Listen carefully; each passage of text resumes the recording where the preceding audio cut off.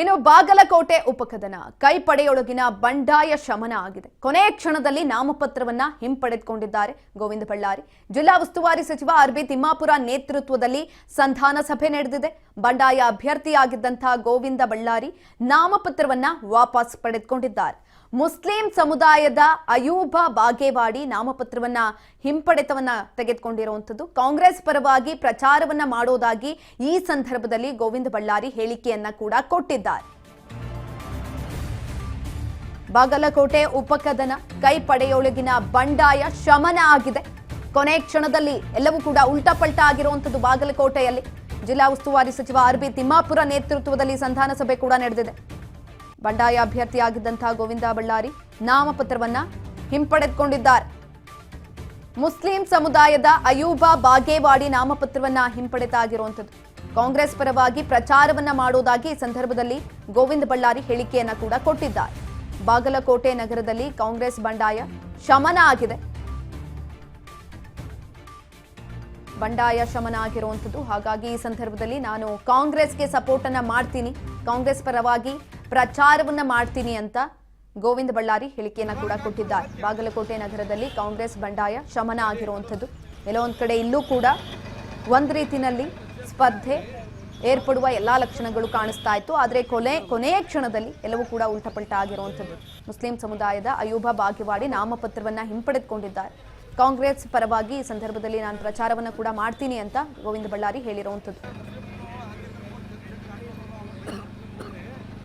ಇವತ್ತಿನ ದಿನ ನಾಮಪತ್ರ ಹಿಂತೆಗೆದುಕೊಳ್ಳುವಂಥ ಕೊನೆ ದಿನಾಂಕ ಇದ್ದಿದ್ದರಿಂದ ನಾನು ಇವತ್ತಿನವರೆಗೂ ನಮ್ಮ ನಾಯಕರುಗಳಿಗೆ ಮತ್ತು ಉಸ್ತುವಾರಿ ಸಚಿವರುಗಳಿಗೆ ಅವರು ಫೋನ್ ಮಾಡಿ ಹೇಳಿದ್ರಿಂದ ನಿಮ್ಮನ್ನು ಭೇಟಿಯಾಗಿ ಮಾತಾಡ್ತೀವಿ, ನಿಮ್ಮ ಗೌರವಕ್ಕೆ ಮತ್ತು ನಿಮ್ಮ ಇದಕ್ಕೆ ಧಕ್ಕೆ ಬರೆದು ನಡ್ಕೊಂತೀವಿ ಅಂತಕ್ಕಂಥ ಮಾತನ್ನು ಹೇಳಿದರು. ಆ ಮಾತಿಗೆ ಬದ್ದಾಗಿ ಅವ್ರನ್ನ ಗೌರವಿಸ್ಬೇಕನ್ನೋ ನಾನು ಕೊನೆಯವರೆಗೂ ಬೆಳಿಗ್ಗೆ ಫೋನ್ ಮಾಡಿದ್ರು. ಆ ಸಂದರ್ಭದಲ್ಲಿ ಉಸ್ತುವಾರಿ ಸಚಿವರು ಕೂಡ ಬಸವೇಶ್ವರ ಬ್ಯಾಂಕ್ನಲ್ಲಿ ಪ್ರಕಾಶನ ತಪ್ಪಿಸಿಟ್ಟು ಜೊತೆ ಇದ್ದರು. ಅವಾಗ ನನ್ನ ಗೆಳೆಯ ಚಂದ್ರಶೇಖರ್ ರಾಠೋಡ್ ಅವರು, ರಾಕಂಪಿ ಅವರು, ನನ್ನ ಸೋದರ ವೆಂಕಟಾಚಲಪತಿ, ರಫೀಕ್ ಅವರೆಲ್ಲ ಬಸವರಾಜ್ ಕೋತಿನಿ ಎಲ್ಲರೂ ಬಂದು ಇಲ್ಲ ಅಲ್ಲೇ ಇದ್ದಾರೆ, ಬೆಟ್ಟ ಅವನು ಕರ್ಕೊಂಬ ಅಂತಾರೆ ಬರೀ ಅಂತೇಳಿ ಅವ್ರ ಕರೆಗೆ ಹೋಗ್ಬಿಟ್ಟು ಹೋಗಿ ಅವ್ರ ಜೊತೆ ಮಾತಾಡಿದೆ. ಸಚಿವರು ಹೇಳಿದರು, ಏನಪ್ಪ ನೀನು ಪಕ್ಷದ ಕಾರ್ಯಕರ್ತ, ನೀನು ಸೀನಿಯರ್ ಇದ್ದಿ, ನನಗೇನು ಅಸಮಾಧಾನ ನೋವಾಗ್ಯದ, ನಾವು ಇದೀವಿ ನಿನ್ನ ಜೊತೆ, ನೀನು ನೋವು ಮಾಡ್ಕೋಬೇಡ, ಅದಕ್ಕೆ ಎಲ್ಲನೂ ಸರಿಪಡಿಸುವಂಥದ್ದು ಅವಕಾಶ ಐತಿ, ಕಾನೂನು ಮುಂದಿನ ದಿನಮಾನದಾಗ ಅಂತ ಹೇಳಿದರು. ಸಮಯ ಮತ್ತು ವಯಸ್ಸು ಹೋದ್ಮೇಲೆ ಏನು ಕೊಟ್ಟರು ಅವಾಗ ಅದ್ರದ್ದು ಮಹತ್ವ ಇರೋಣ ಸಾಹೇಬ್ರೆ. ನಮಗೆ ಯಾವಾಗ ಅಪೇಕ್ಷೆ ಇರ್ತದೆ, ನಮಗೆ ಯಾವಾಗ ಅದ್ರದ್ದು ಅಧಿಕಾರ ಅನುಭವಿಸ್ಬೇಕಂತಕ್ಕಂಥ ನಮಗೂ ಆಸೆ ಇರ್ತದೆ. ಅದು ಆ ಸಂದರ್ಭ ಸಿಕ್ಕರೆ ನಮಗೂ ಒಂದು ಸ್ವಲ್ಪ ಖುಷಿ ಆಗ್ತದೆ, ಸಂತೋಷ ಆಗ್ತದೆ. ನಮ್ಮ ನಂಬಿರ್ತಕ್ಕಂಥ ಜನ ಕಾರ್ಯಕರ್ತರು ಇರ್ತಾರೆ, ಸಾರ್ವಜನಿಕರು ಇರ್ತಾರೆ, ಅವ್ರ ಬದುಕಿನೊಳಗೆ ಅವ್ರ ಜೊತೆ ನಾವು ಇಟ್ಕೊಂಡು ಕೆಲಸ ಮಾಡುವಾಗ ನಮಗೂ ಒಂದು ಜವಾಬ್ದಾರಿ ಸ್ಥಾನ ಕೊಟ್ಟರೆ ಅದು ಬೆಲೆ ಬರ್ತದೆ ಅಂತಕ್ಕಂಥ ಆ ನಿಟ್ಟಿನೊಳಗೆ ನನಗೆ ಕೋರಿಕೆ ಇತ್ತು.